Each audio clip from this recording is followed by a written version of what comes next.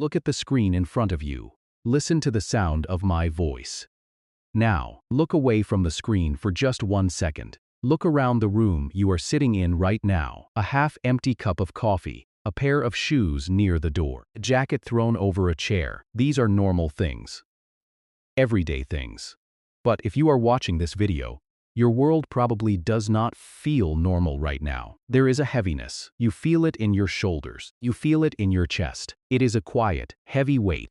It is grief. It is the deep sadness that comes when we lose something or someone we love. Grief changes how a room feels. A normal kitchen suddenly feels too quiet. A normal Sunday afternoon feels like a long, empty road. You wake up in the morning. The sun comes through the window. For 1 small second, maybe 2 seconds, you forget. Your brain wakes up, and you think it is a normal day. And then, the memory returns. The reality returns. It hits you like cold water. The heavy weight drops back onto your chest, and you have to find the energy to stand up. You have to put your feet on the floor. You have to walk into the kitchen and make coffee, carrying this heavy, invisible stone. Nobody else can see the stone. They only see you drinking coffee. But you know how heavy it is. You carry it everywhere, to the grocery store, to work, to family dinners. And here is the hardest part. The people around you want to help. They love you. They do not want to see you in pain, so they try to fix it. They try to take the heavy stone away. If you are part of a religious community, they might use spiritual words. They might say, God has a plan. They are in a better place now. Pray more, and the sadness will leave. Have you heard these words? Have people said these things to you? They say them with a kind voice. They say them with a soft smile. But when you hear these words, how do you feel inside? You probably do not feel better. You probably feel worse. Because when they say these things, they are sending a hidden message. The hidden message is this: your sadness is a problem. Your tears are a lack of faith. If you were a good believer, you would be happy by now. If you trusted God enough, you would not be crying in your car. So you learn to hide. You learn to put on a mask. You go to church, or you go to work, and you smile. You say you are doing fine. You feel isolated. You feel totally alone. You think there is something broken inside of you. You think your faith is weak. You look at other people who seem happy, and you wonder why you cannot just move on. Listen to me very carefully right now. Hear this truth. It is not your fault. It is not your fault that you are sad. You are not weak. Your faith is not broken. You are not failing at life. The problem is not you. The problem is the culture we live in. We live in a world that is terrified of pain. We live in a modern society that wants to fix everything fast. We treat grief like a flat tire on a car. We think if we just use the right tools, if we say the right prayers, we can fix the flat tire and keep driving. But grief is not a flat tire. Grief is not a puzzle you can solve. Grief is a completely new country. You cannot just fix a new country. You have to learn how to live in it. You have to walk through the wild landscape. Our religious culture often forgets this. Modern religion has become a culture of victory, a culture of winning, a culture of always smiling and always succeeding. But this is a very new idea. This is not the ancient way. This is not what the ancient texts actually teach. We have lost the ancient wisdom. We have forgotten the old tools. We have forgotten how to cry. I do not mean just shedding a few tears. I mean deep, honest crying. We think that doing this is a sin. We think that showing our anger means we do not have faith. But I am going to show you something entirely different today. I am going to show you that the exact opposite is true. Hiding your pain is not real faith. Faking a smile is not real faith. The ancient writers of the Bible did not hide their pain. They wrote it down. They sang about it. They screamed it out loud.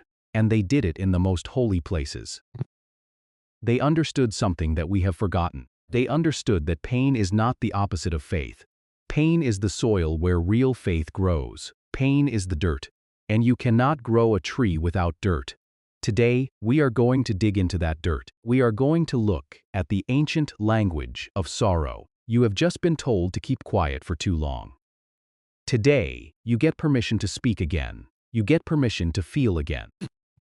We are going to go on a journey together through the oldest pages of history. We will discover what it truly means to break open. and why that breaking is the only way to become whole. Let us look at the word grief. It is a word we say all the time, but we rarely think about where it comes from. If we travel back in time, we find the roots of this word. The modern English word, grief, comes from an old Latin word. That word is gravis.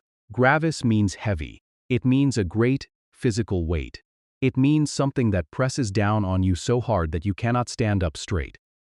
Gravity comes from the exact same word. Gravity is the force that holds the massive planets in the sky.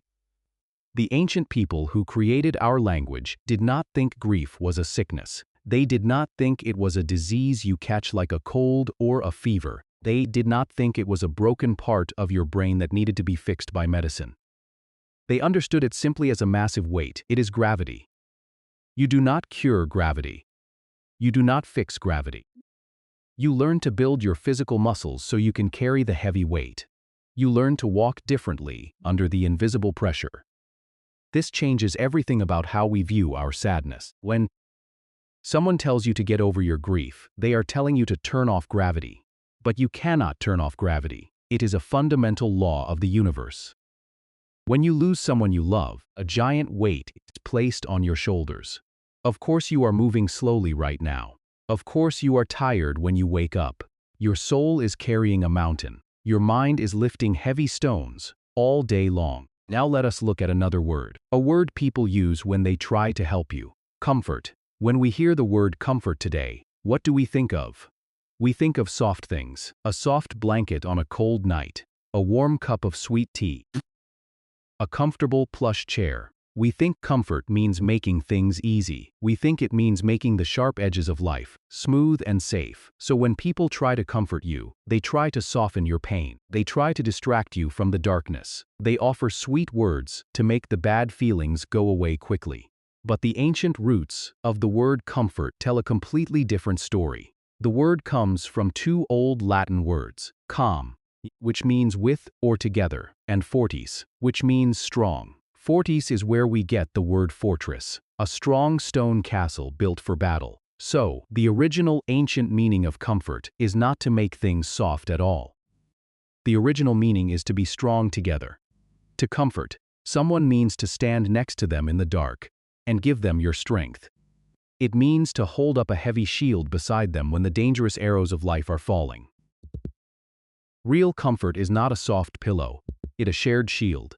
It is not taking the heavy weight away from you. It is putting your shoulder under the heavy weight too, so you do not have to carry it all alone. This is what the ancient writers of the Bible understood perfectly. They did not try to give soft pillows to hurting people. They stood with them in the cold mud. They shared their strength when the fierce storm was raging around them. They had a special tool for doing this, a tool we have completely thrown away in our modern times. This tool is called lament. A lament is a passionate, loud cry of sorrow. It is a raw song of deep grief. If you open the Bible and look right in the middle, you will find a massive book called Psalms. It is a book of ancient songs and poems. Modern churches love to sing the happy songs from this book. They sing the cheerful songs about victory, joy, and peace. But they ignore a massive, uncomfortable secret. More than 1/3 of those ancient songs are laments. They are dark, angry, and terribly sad songs. These ancient poets did not hide their anger. They did not pretend everything was fine. They yelled at the sky.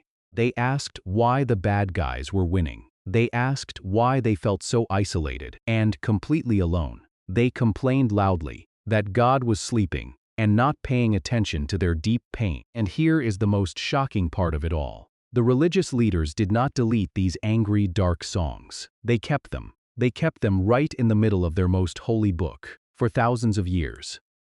They said, "This anger is sacred. This sadness is absolutely holy." Why did they do this? Because a lament is not a wall. It is a bridge. A wall blocks you from the outside world. When you hold your pain inside, you build a thick stone wall. You hide behind a fake plastic smile. But a lament is a bridge. When you speak your pain out loud, when you cry out in the dark night, you are building a bridge to the outside. You are reaching out to the universe. Even if you are angry at it, you are reaching out to other people. You are saying, "I am still here, and I am hurting very badly. A lament is not an executioner's sword. It does not kill your faith or destroy your spirit. It is a surgeon's blade. A surgeon uses a sharp, clean blade to cut open the skin. The surgeon does not do this to cause harm, but to let the deadly infection out, to let the poison flow away. The ancient songs of lament are the sharp blade. They cut open our fake smiles. They let the poison of hidden, silent grief flow out. You have to let it out so the deep wound can actually close and heal properly.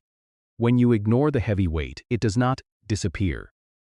It crushes your bones in secret, but when you name the weight, when you sing about the weight, you begin to build the strong muscles to carry it safely. The ancient people knew that crying was not the opposite of praying. Crying was the highest, most pure form of praying. The tears were the honest words when the mouth could no longer speak at all. They collected their tears. They valued them as great treasure. They knew that a human heart must break open to let the true light inside. Let us look closely at two famous men from ancient history. They both lived in the same dry, dusty country thousands of years ago. Their stories are recorded in the exact same ancient book, but they had two completely different minds. The first man is King Saul. If you looked at Saul from the outside, you would think he was the luckiest man in the world. He had absolutely everything.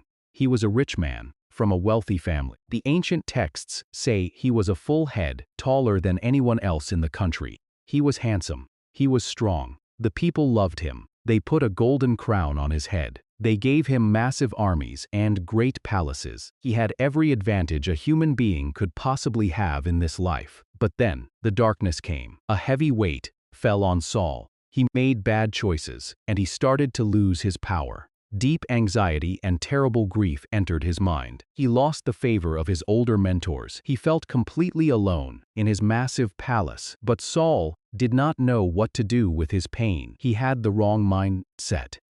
He thought the dark feelings were a sign of weakness. He thought a great king should never be sad. He refused to walk through the heavy mud of his own grief. He refused to cry out honestly to the universe. Instead, he tried to fix his pain fast. He tried to take a shortcut. He built thick stone walls around his mind to hide his terror from the public. He became completely obsessed with staying comfortable because he kept all his fear locked inside. The fear turned into poison. The poison turned into terrible anger. He became paranoid. He threw heavy spears at his own musicians. He hunted his own loyal soldiers in the desert. He went completely mad. Saul had everything, but he ended his life in total disaster. He lost his crown. He lost his family. He lost his mind. He failed because he tried to run away from the heavy weight of sadness. He refused to be shaped by the pain. Now, look at the second man. His name is David. David did not start with a golden crown. He started with absolutely nothing. He was the youngest son in a poor farming family. His older brothers ignored him. His father sent him away to the lonely hills to watch dirty sheep. He was a nobody, and David's life was filled with extreme trauma and deep grief. His best friend in the world was killed in a terrible battle. His first child died in his arms. Years later, his older son tried to murder him and steal his throne. David spent years running for his life. He slept on cold rocks in dark, wet caves. He had every reason to give up. He had every reason to become bitter and full of hate. But David had a completely different mindset. He did not run away from the heavy weight. He did not hide his tears. He was a strong warrior, but he cried openly and loudly. While he sat in those dark caves, he did not put on a fake smile. He wrote songs. He wrote those loud, angry, honest laments we talked about earlier. He yelled at the stone walls. He cried out to the empty sky. He wrote down all his fears and all his doubts. He said, his bones felt like they were melting. He said his bed was swimming in tears. He let the sharp surgeon's blade of sorrow cut him wide open. He did not hide the dark poison inside. He let it all flow out into the open air. Because David accepted the pain transformed him. He did not break like Saul. He grew stronger. He became a wise and deeply compassionate leader. The people loved him more than anyone else. He became the greatest king in his nation's history. Not because he avoided the darkness, but because he walked straight through it. He understood a secret about human suffering. He understood the concept of the corridor. Imagine a massive ancient house. This house is your life. You are living comfortably in a bright room. The sun is shining. Then, terrible grief strikes. You lose your job. You lose your health. You lose a person you love with your whole heart. Suddenly, you are pushed out of the bright room. The door slams shut behind you. It is locked forever. You are standing in a long, dark hallway. A corridor. There are no windows here. The floor is cold. The air is heavy. You cannot see the end of the hall. This dark corridor is grief. King Saul thought the corridor was a mistake. He thought it was a punishment. He spent all his energy banging his fists on the locked door behind him. He screamed to go back into the bright room.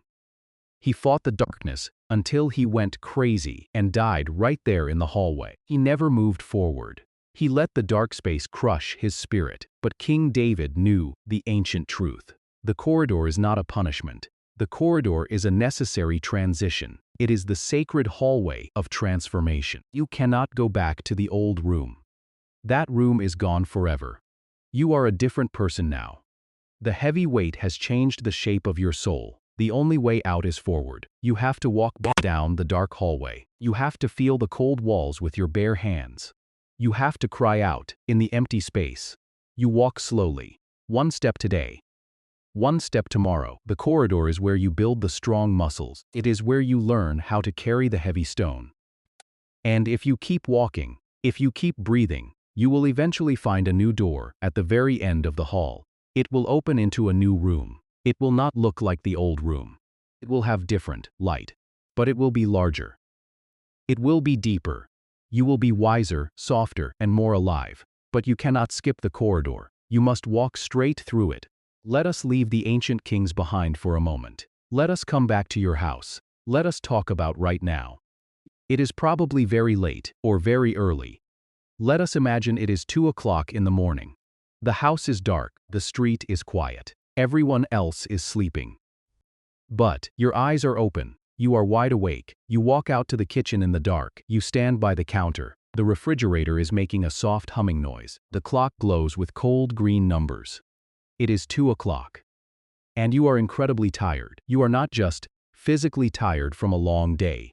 You are deeply tired in your bones. You are exhausted in your spirit. It takes so much energy to pretend you are fine all day long. It takes massive effort to put on the happy mask for your coworkers. It takes huge strength to sit in a church building and sing happy songs while your heart feels totally empty. So now, at 2 o'clock in the morning, the mask comes off. The brave face falls away. You are just you. Standing in the dark kitchen. The silence feels heavy. You might be waiting for a medical test result. You might be staring at an empty chair where your husband or wife used to sit. You might be holding a small toy that belonged to a child who is gone. You might be mourning a dream that completely died last week. A business failed. A marriage ended. Whatever your loss is, the pain is real. It is sitting right next to you. And in this quiet moment, the lies of modern culture start to whisper in your ear. The voice whispers that you should be over by now. It whispers that if you had more faith, you would be asleep. It tells you that you are failing the test of life. I want you to silence that lying whisper. I want to tell you the profound truth. You are doing nothing wrong. You are doing exactly what a human being must do when they lose something beautiful. You are grieving. You are in the dark corridor. You are feeling the cold walls, and that is perfectly okay. You do not need to rush this process. You do not need to find a magical light switch to turn on the bright lights. There is no light switch. There is only the slow, difficult walk in the dark. You are allowed to be completely exhausted. It is a heavy stone. You are allowed to be angry at the universe. You are allowed to ask why this terrible thing happened to you. You are allowed to cry until you have no tears left. Your tears are not a mistake. They are not a sign of spiritual weakness. Your tears are the ancient language of lament. Every single tear that falls on your kitchen counter at 2 o'clock in the morning is a holy prayer. It is a pure, honest prayer that goes straight up to the sky. You do not need fancy religious words. You do not need a perfect song. Your broken heart is the only song that matters right now. The ancient writers knew this. They said that God is close to the brokenhearted. They did not say, God fixes the brokenhearted. Instantly, they said He is close to them. Think about our word from earlier today. Comfort. Calm fortis. Strong together. The divine presence does not sit in a bright room, waiting for you to finish crying. The divine presence comes right into the dark kitchen. The creator of the stars comes down to stand next to you at the counter. He puts His shoulder under the heavy stone. He does not tell you to stop crying. He cries with you. He sits with you in the cold mud of your pain. He shares His strength when you have absolutely none left to give. You are not alone in the dark corridor. Even when it feels completely empty, you are not alone. You are surrounded by thousands of years of ancient brothers and sisters who walked this exact same heavy path. King David is walking with you. The ancient poets are singing their sad songs with you. Every person who has ever lost a piece of their heart is walking in this long hallway. You are part of a great, silent army of people who are learning how to carry the heavy weight of love and loss. Because that is what grief really is. Grief is just love with nowhere to go. It is the exact same energy. When the person or the dream was here, you poured your love into them. Now they are gone, but the love is still inside you. It is a massive river of energy that has hit a solid wall. It cannot flow forward, so it floods your heart. It makes you feel like you are drowning. This is why the pain is so sharp. The pain is sharp because the love was so deep. You only grieve for things you loved deeply. Do not apologize for your deep love. Do not let religious culture make you feel guilty for a heavy heart. Your heavy heart is a badge of honor. It proves that you cared. It proves that you dared to love something in this dangerous world. So tonight, when the quiet hours come, stop fighting the dark. Stop banging your fists against the locked door of the past. Lean back against the cold wall of the corridor. Let yourself slide down to the floor. Let the tears fall. Breathe in the dark air. You are safe. You are held. The morning will come. But right now, it is perfectly okay to sit quietly in the night. The sun will eventually rise. The quiet hours of the dark night will slowly fade away. The sky outside your window will turn from a heavy black to a pale morning blue. The world outside your house will wake up. You will hear the sound of cars driving down the street. You will hear doors closing. You will hear the distant, busy noise of the city, starting a brand new day. And for a grieving heart, this can be the hardest moment of all. The morning can feel completely terrifying. The morning means the world is moving forward, but you feel like you are standing perfectly still. The world demands that you put your shoes on. The world expects you to step outside and be a normal, functioning human being. But you are still standing inside the dark, heavy corridor. How do you face the bright, noisy daylight when you are carrying a massive stone? You do not do it by running. You do not do it by making a huge plan for your life. You do not need to figure out how you are going to survive the next 10 years. You do not even need to figure out how you will survive the next month. You only need to focus on the next small step. When a brave sailor is caught in a terrible, violent storm in the middle of the ocean, he does not stare at the giant waves. If he looks at the massive, violent ocean, he will panic. Instead, he looks at the small wooden wheel in his hands. He looks at his tiny metal compass. He steers the ship for just 1 minute at a time. He survives the deadly storm by focusing on the smallest possible physical action. We are going to do the exact same thing. We are going to use the power of tiny, physical actions. I want to give you a small, simple plan for tomorrow morning. It is completely free. It is totally private. It will not require a lot of energy. I know you do not have extra energy to spend, so we are going to use the ancient rule of 3 small steps. These are highly physical steps. They take the focus off your spinning, anxious mind and put the focus on your solid body. This is how ancient people survived great trauma. They used simple daily habits to anchor their souls to the earth when the winds of grief were blowing too hard. The first step is about location. Tomorrow morning, shortly after you wake up, I want you to pick one specific chair in your house. Do not stay in your bed. Your bed is a place for sleeping, and we want this to be an intentional waking action. Choose a comfortable chair in the quiet corner of your living room, or pick a simple wooden chair at the edge of your kitchen table. You could even pick a spot on your outside porch. This chair is now your safe zone. This chair is your personal, ancient sanctuary.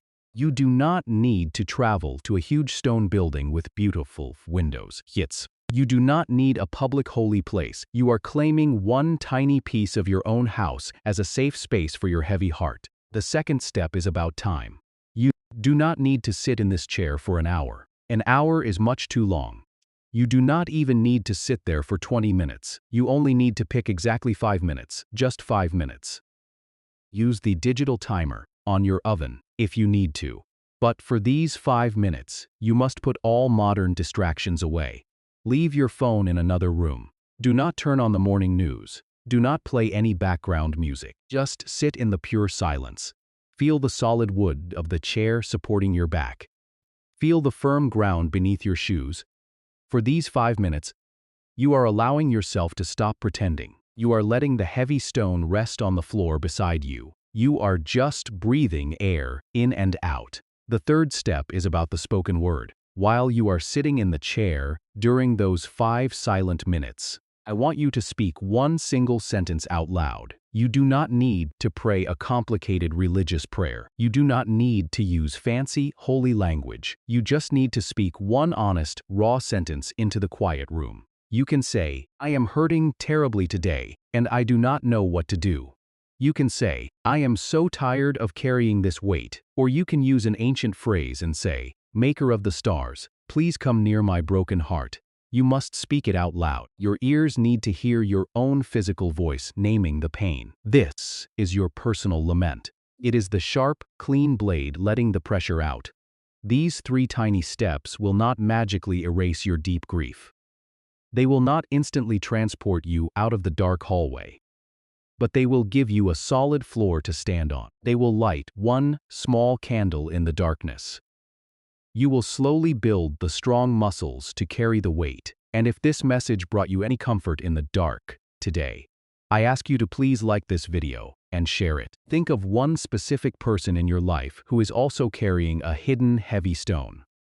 Send this to them right now. Do not send it to fix their problems. Send it to tell them they are not crazy. Send it to show them you are standing in the mud with them. Calm 40s, strong together. If you want to keep walking down this path of ancient wisdom, please subscribe to Simple Truth. We are building a global community of people who want to look past the cheap, modern answers and discover the deep, profound realities of history and faith. We take the complicated things and make them accessible for your daily life. Remember, you are not failing. You are not broken. You are walking through the necessary corridor of transformation. You are a brave soul, carrying a massive weight of love. We are in this hallway with you. Take a very deep breath. Let the air out slowly. Rest your eyes tonight. The sun will rise and your chair will be waiting for you in the morning.